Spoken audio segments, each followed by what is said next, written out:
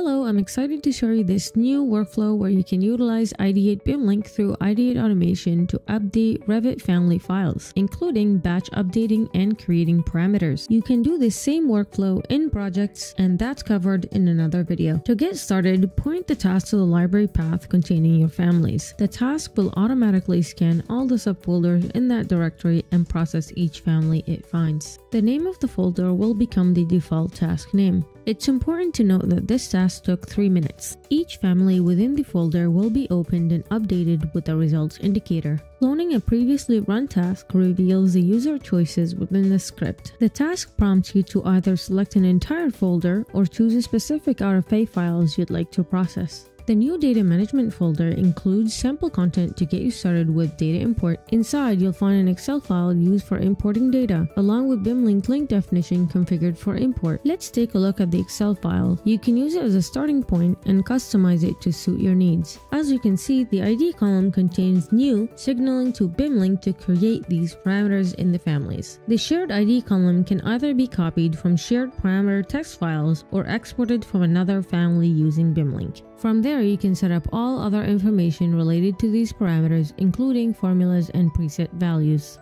The additional options toggle enables the generation of a detailed report, summarizing the parameters that were added or those that encountered errors during the task. This report is automatically saved in your Documents folder by default, providing a clear record of the import process. This is the final result of the import. All RFA families in the selected folder now include the new parameters and their values, such as the shared ID, parameter name, grouping, data type, usage type, formula, and value.